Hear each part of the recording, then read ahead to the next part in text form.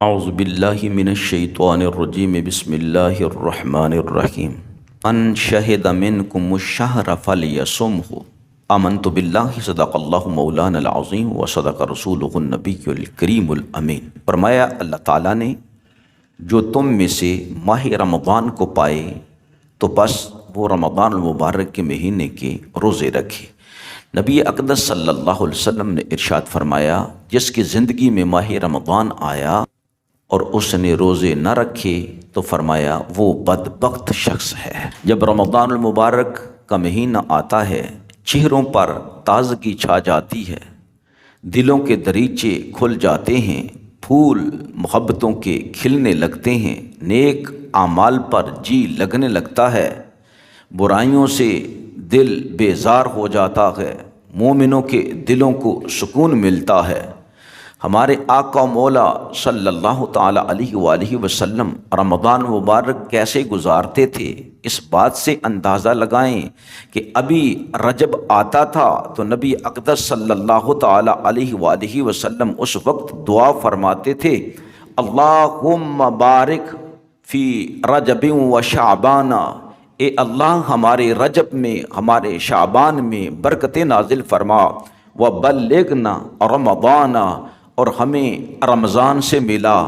یعنی حضور علیہ السلام مشتاق ہوتے تھے، انتظار کرتے تھے رمضان کا، اللہ رب العزت سے دعا کیا کرتے تھے یا اللہ رمضان سے ہماری ملاقات ہو جائے۔ یوں نبی پاک علیہ السلام رمضان المبارک سے محبت کیا کرتے تھے اور ارشاد فرمایا کرتے تھے، لوگو رمضان المبارک یہ اللہ رب العزت کا مہینہ ہے۔ جو رمضان المبارک ہے وہ ایسا مہینہ ہے جس میں اللہ سبحانہ و تعالی نے قرآن کو نازل فرمایا ہے، یہ شہر مبارک شہر عظیم شہر الصبر، بہت ہی عظمتیں رمضان مبارک کی رسول اللہ صلی اللہ علیہ وسلم بیان فرمایا کرتے تھے۔ حضور سید عالم صلی اللہ تعالی علیہ وآلہ وسلم جب رمضان المبارک آتا ایسے سخاوت فرماتے جیسے کوئی تیز آندھی چل رہی ہو۔ پھر نبی پاک علیہ السلام دوسروں کو بھی ایسے ہی ترغیب فرماتے کہ کثرت سے نفل ادا کیا کرو، جو اس مہینے میں ایک نفل ادا کرتا ہے ایسے ہی ہے جیسے غیر رمضان میں کسی نے کوئی فرض ادا کیا ہو۔ پھر فرماتے جو اس مبارک مہینے کے اندر ایک فرض ادا کرتا ہے ایسے ہی ہے جیسے غیر رمضان میں کسی نے 70 فرض ادا کیے۔ اللہ تعالیٰ اس مہینے میں نیکیوں کو 10 گنا سے بڑھا کر 700 گنا کر دیتا ہے۔ یہ خیر خواہی کا مہینہ ہے، یہ صبر کرنے کا مہینہ ہے، اور صبر کی جزا جو ہے وہ جنت ہے۔ نبی پاک علیہ السلام ترغیب فرماتے، من فطر صائما، جس نے صرف ایک روزہ دار کا افطار کروایا، اللہ جل مجدہ الکریم اس کے گناہوں کو بخش دیتا ہے، اس کی گردن کو جہنم کی آگ سے آزاد فرما دیتا ہے۔ اللہ افطار کروانے والے کو بھی اتنا ہی ثواب عطا فرما دیتا ہے جتنا کہ روزہ رکھنے والے کو ثواب عطا فرماتا ہے، اور اس کے ثواب میں کچھ کمی نہیں فرماتا ہے۔ عرض کی گئی یا رسول اللہ صلی اللہ علیہ وسلم یہ تو سارا ثواب امیر لے گئے۔ نبی رحمت صلی اللہ علیہ وسلم کی رحمت کا دریا جوش پر تھا۔ فرمایا میرے غریب صحابہ فکر مند نہ ہونا، اگر تم ایک گھونٹ دودھ کا لے کر پانی میں ڈال کے لسی بنا دو گے، اس سے روزہ افطار کروا دو گے، یا ایک کھجور کے ساتھ روزہ افطار کروا دو گے، یا تم سادہ پانی کا گلاس کسی کو پیش کر کے روزہ افطار کروا دو گے، اللہ رب العزت تینوں اجر اس بندے کو بھی عطا فرما دے گا جو کسی امیر کو اللہ رب العزت عطا فرماتا ہے۔ نبی پاک صلی اللہ علیہ وسلم رمضان مبارک کی تعریف اور اس کی مدح لوگوں کے سامنے بیان فرماتے اس طرح کہ لوگوں کے دلوں کے اندر رمضان المبارک کی محبت جو ہے وہ راسخ ہو جائے، لوگ بے تاب ہو جائیں رمضان المبارک کی جدائی میں، اور جب رمضان آئے تو مسلمان جو ہیں بہت زیادہ خوشیاں محسوس کریں۔ نبی اقدس صلی اللہ علیہ وسلم یوں مہربانی فرماتے، صحابہ اکرام کے سامنے بیان فرماتے، اذا جاء شہر رمضان فتحت ابواب الرحمہ، کہیں فرماتے فتحت ابواب الجنہ، کہیں فرماتے فتحت ابواب السماء، آسمانوں کے دروازے کھول دیے جاتے ہیں جب رمضان آتا ہے، اللہ کی رحمت کے دروازے کھل جاتے ہیں اور اللہ رب العزت جنتوں کے دروازوں کو کھول دیتا ہے،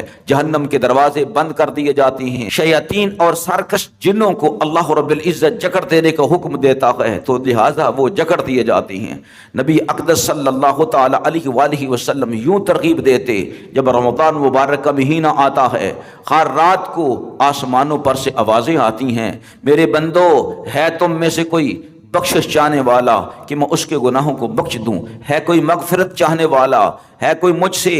رزق کی دعا کرنے والا، ہے مجھ سے جہنم سے چھٹکارے کی دعا کرنے والا، میں چھٹکارا عطا فرما دوں، ہے تم میں سے کوئی جو مجھ سے جنت مانگنے والا ہو کہ میں اسے جنت عطا فرما دوں۔ نبی پاک صلی اللہ تعالی علیہ وآلہ وسلم جب رمضان آتا غریبوں، مسکینوں، بیواؤں کی یاری فرماتے، ان کی مدد فرمایا کرتے تھے۔ سیدہ ام المومنین عائشہ صدیقہ رضی اللہ تعالی عنہا فرماتی ہیں جب رمضان آتا نبی اقدس صلی اللہ علیہ وسلم کا چہرہ مبارک جو ہے وہ متغیر ہو جاتا، حضور علیہ السلام پریشان ہو جاتے، فکر مند ہو جاتے۔ امام مناوی رحمۃ اللہ علیہ اس کی وجہ بیان کرتے ہوئے فرماتی ہیں ہمارے آقا و مولا فخر موجودات امام الانبیاء صلی اللہ علیہ وآلہ وسلم کیوں پریشان ہو جاتے، آپ کا چہرہ مبارک کیوں متغیر ہو جاتا، آپ فکر مند ہو جاتے کہ کہیں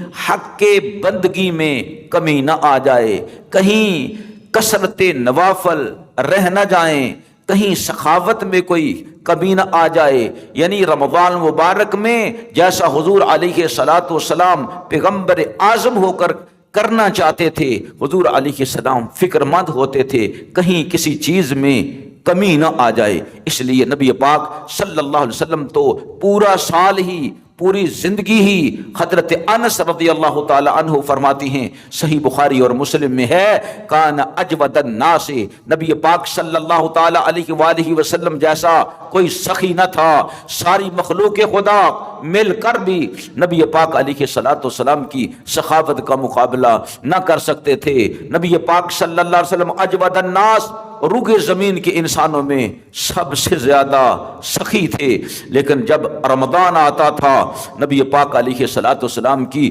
سخاوت کا رنگ بھی بدل جاتا تھا۔ حضور علیہ الصلوۃ والسلام جس طرح کے تیز طوفان آندھی آتی ہے، صحابہ فرماتے ہیں اس سے بھی زیادہ نبی پاک علیہ الصلوۃ والسلام کی سخاوت کا عالم ہوتا تھا۔ سرکار ہاتھوں کو کھول دیتے، خزانے بھرے ہوئے ہیں، حضور علیہ الصلوۃ والسلام تقسیم فرماتے جاتے ہیں یہاں تک کہ خزانے خالی ہو جاتے ہیں۔ حضرت ام المومنین عائشہ صدیقہ سلام اللہ علیہا رضی اللہ تعالی عنہا فرماتی ہیں نبی پاک علیہ السلام رمضان آتے ہی کمر بستہ ہو جاتے، اللہ کی عبادت کے لیے، ریاضت کے لیے، اللہ کی خوشنودگی کے لیے۔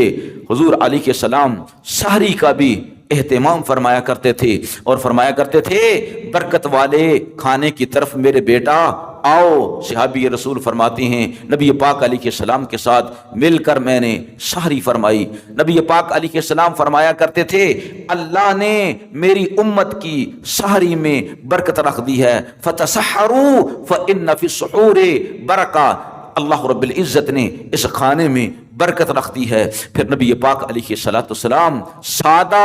مگر اہتمام ضرور فرماتے افطاری کا، اور افطاری کے وقت نبی پاک علیہ الصلوۃ والسلام خوشی کا اظہار فرماتے جب افطار فرما لیتے، پھر ویسے ہی دعا اللہ رب العزت سے حضور میں کرتے، اور نبی اقدس صلی اللہ علیہ وآلہ وسلم کھجور کے ساتھ افطاری فرماتے، کہیں پانی کے ساتھ اور کہیں نمک کے ساتھ افطاری فرمایا کرتے، لیکن اکثر نبی پاک علیہ السلام کھجور کا استعمال فرمایا کرتے اور سحری کے وقت بھی فرمایا کرتے تھے بہترین سحری وہ ہے جو کھجور کے ساتھ کی جائے۔ لہٰذا میرے دوستو جب روزہ افطار کرنا ہے تو حضور علیہ الصلوۃ والسلام کی سنتوں کے مطابق روزہ افطار کرنا ہے اور سحری کرنی ہے تو اس میں کم از کم ایک کھجور جو ہے وہ ضرور لے لیا کریں کھانے کے ساتھ۔ نبی پاک علیہ الصلوۃ والسلام نوافل میں کثرت فرماتے، حضور اکرم صلی اللہ علیہ وآلہ وسلم نماز تراویح ادا فرماتے، تلاوت قرآن کا کیا انداز ہوتا، واہ سبحان اللہ۔ حضور علیہ السلام سارا سال کثرت سے تلاوت قرآن پاک فرمایا کرتے تھے، لیکن جب رمضان آتا تو پھر تلاوت قرآن تلاوت قرآن تلاوت قرآن، یہاں تک کہ اس کے علاوہ جو حضور علیہ السلام صحابہ میں تلاوت فرماتے یہ تنہا قرآن پاک کی تلاوت فرماتے۔ حضرت جبریل علیہ السلام آتے حضور علیہ السلام کی خدمت میں، تو نبی اقدس صلی اللہ علیہ وسلم جبریل کو قرآن سناتے، اور جبریل حضور علیہ السلام کا قرآن سنتے، پھر حضور علیہ السلام کو جبریل قرآن سناتے، اور نبی اقدس صلی اللہ علیہ وسلم جبریل کا قرآن سنا کرتے تھے۔ اسے کہا جاتا ہے جبریل سے رسول اللہ صلی اللہ علیہ وسلم کا قرآن کا دور کرنا۔ حضور اکرم صلی اللہ علیہ وآلہ وسلم جس سال اپنے رفیق اعلیٰ سے ملنا تھا، یعنی آخری رمضان، نبی اقدس صلی اللہ علیہ وسلم نے اس سال میں جبریل علیہ السلام کے ساتھ رمضان المبارک کے مہینے میں 2 مرتبہ قرآن کا دور کیا ہے۔ اللہ اکبر! یعنی حضور کو رمضان سے اتنی محبت تھی، اور سرکار مدینہ علیہ السلام کو یہ بھی پتا تھا کہ میں نے اپنے رب العالمین سے مل جانا ہے، اللہ رب العزت سے ملاقات کرنی ہے، انتقال فرما جانا ہے۔ تو نبی پاک صلی اللہ علیہ وآلہ وسلم نے بھرپور طریقے سے اس رمضان مبارک کے اندر پہلے سے بھی کہیں زیادہ اپنے آپ کو مستعد اور تیار فرمایا، اور حضرت جبریل علیہ السلام کے ساتھ جب حضور علیہ السلام ایک قرآن کا دور کرتے تھے، اس سال میں 2 مرتبہ نبی پاک علیہ السلام نے دور فرمایا۔ پھر نبی پاک علیہ السلام کی پیاری پیاری سنت ہے کہ نبی اقدس صلی اللہ علیہ وآلہ وسلم مسجد نبوی میں اعتکاف فرمایا کرتے تھے، 10 دن کا اعتکاف فرمایا کرتے تھے۔ اور حضور اکرم صلی اللہ علیہ وسلم کے اعتکاف کے بھی کیا کہنے، حضور اکرم صلی اللہ علیہ وسلم کی سنتیں، آپ صلی اللہ علیہ وسلم کے افعال بے مثل ہیں اور بے مثال ہیں۔ امت کے لیے انہی افعال میں خیر ہے، انہی چیزوں میں خیر ہے جو ہمارے آقا مولا صلی اللہ علیہ وسلم خود کیا کرتے تھے۔ لہٰذا ہمیں لازم ہے نبی پاک علیہ السلام کی سنتوں کا خیال رکھنا، سنتوں کا احیاء کرنا، سنتوں پر عمل کرنا۔ ہماری دنیا میں بھی خیر اور بھلائی اسی میں ہے، اور آخرت کی خیر اور بھلائی بھی اسی میں ہے کہ پیارے آقا مولا صلی اللہ علیہ وسلم کی پیاری پیاری سنتوں پر عمل کریں۔ جیسے حضور لوگوں کو روزہ افطار کروایا کرتے تھے، ہم بھی لوگوں کو روزہ افطار کروائیں۔ جس طرح حضور اکرم صلی اللہ علیہ وسلم عبادت و ریاضت کے لیے، نوافل کی کثرت کے لیے کمر بستہ ہو جایا کرتے تھے، ہم بھی کثرت سے نوافل ادا کریں۔ نبی اقدس صلی اللہ علیہ وسلم ہر وقت اللہ کے ذکر میں مشغول و مصروف رہتے تھے، ہمیں بھی اللہ توفیق عطا فرمائے، ہر وقت اللہ رب العزت کا ذکر کرتے رہیں۔ رمضان کے مہینے میں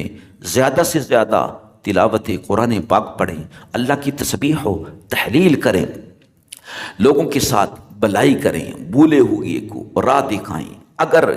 کوئی کسی کے پاس زیادہ سامان ہے، اٹھایا نہیں جا سکتا، اس کی مدد کریں۔ اللہ جل مجدہ الکریم فرماتا ہے جو میری مخلوق کے مصائب میں سے ایک مصیبت کو دور کرے گا، میں کل قیامت والے دن کی مصیبتوں اور مشکلات میں سے ایک مصیبت کو اس سے دور ہٹا دوں گا۔ میرے عزیز دوستو، اللہ رب العزت کے پیارے حبیب مکرم صلی اللہ علیہ وسلم کی امت سے بھلائی کرو، بھلائی کرو، بھلائی کرو، اور اللہ رب العزت کی محبت دل میں بٹھا کر اللہ رب العزت کی کثرت سے عبادت کرو، کوئی رمضان مبارک کا روزہ چھوٹنے نہ پائے۔ اللہ تعالیٰ سے دعا کرتے ہیں پاک مولا جیسے ہمارے آقا مولا صلی اللہ علیہ وسلم رمضان مبارک گزارا کرتے تھے، ان کی سنت پر عمل کرتے ہوئے ہمیں بھی ایسا ہی رمضان مبارک گزارنے کی توفیق نصیب فرما۔